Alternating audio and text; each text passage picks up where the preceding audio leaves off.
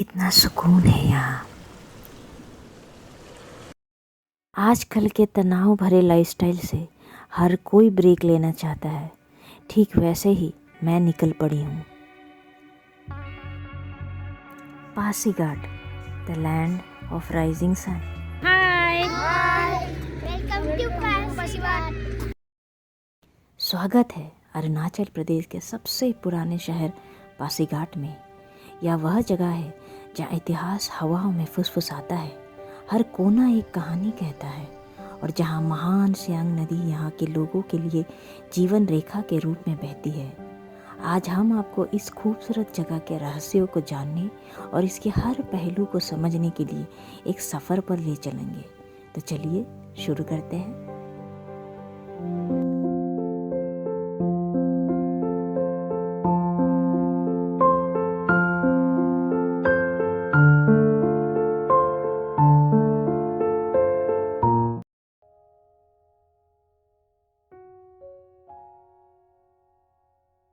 कहते हैं कि भक्ति में ही शक्ति है, तो यहाँ बसे लोगों के मन में भी श्रद्धाओं की कोई कमी नहीं है।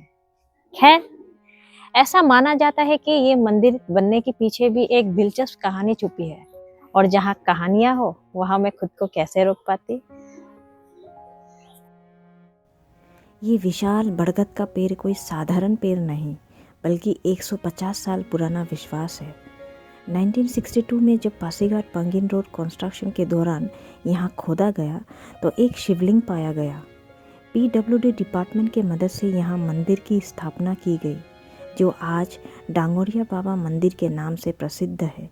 और तब से लेकर आज तक ये मंदिर आस्था और श्रद्धा का प्रतीक है। पासीघाट का नाम कैसे पड़ा? पासीघाट की स्थापना 1911 में ब्रिटिश अधिकारियों द्वारा की गई थी। इसका नाम यहाँ रहने वाले पासी जनजाति के नाम पर पड़ा, जो आदि जनजाति का एक प्रमुख उपसमूह है। यह एक छोटा प्रशासनिक केंद्र हुआ करता था, जहाँ से ब्रिटिश इस क्षेत्र पर नज़र रखते थे। आज यह एक ऐसा शहर बन चुका है जो परंपरा और आधुनिकता को जोड़े रखता है।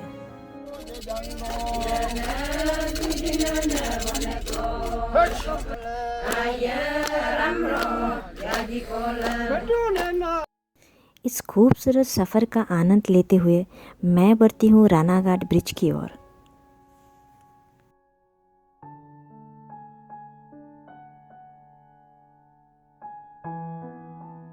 अभी मैं हूँ रानाघाट ब्रिज में। फिलहाल अभी 3 बज रहे होंगे और यहाँ काफी तेज धूप है अभी। दोस्तों, आपको बता दें कि ये ब्रिज बनने में 20 साल लग गए। काफी इंटरेस्टिंग है ना। पासीघाट को समझने के लिए इसके ऐतिहासिक महत्व को जानना ज़रूरी है। रानाघाट पुल जो सियांग नदी पर बना है, न केवल एक इंजीनियरिंग का चमत्कार है, बल्कि इस क्षेत्र को देश के बाकी हिस्सों से भी जोड़ता है।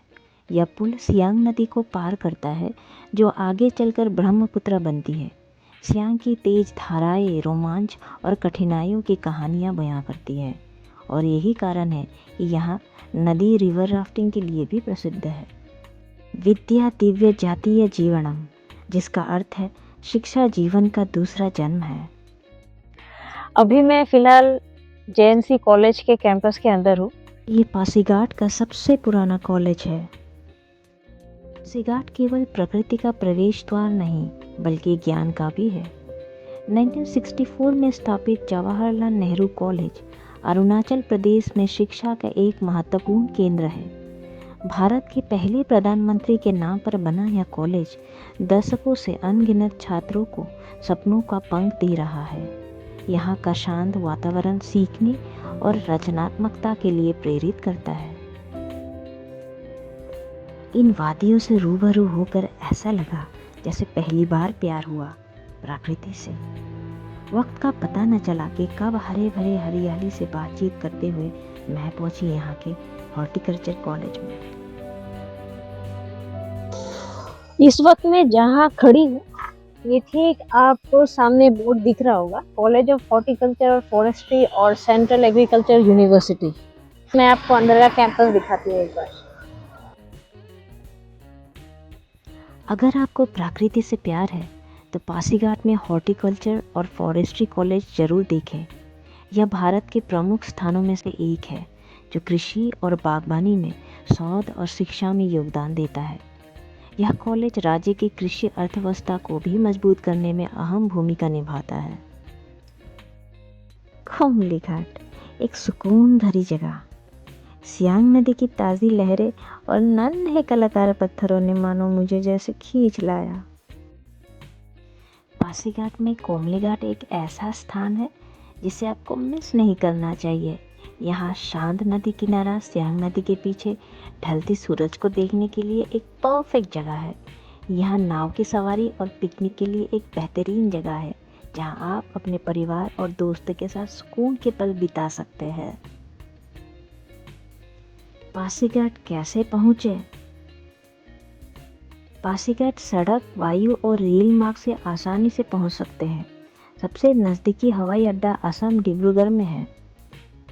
यहाँ से पासीघाट तक का सफ़र सुंदर पहाड़ियों और हरे भरे गांवों के बीच से गुजरता है।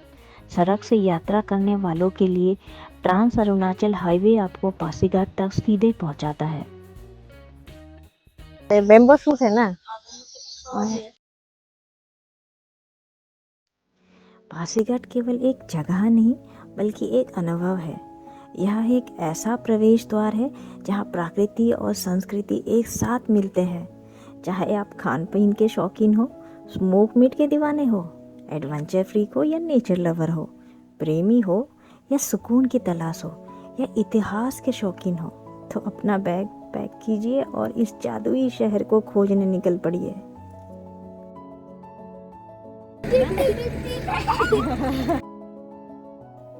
मेरा आज का सफ़र यहीं तक का है। फिर मिलूंगी एक नई कहानी के साथ।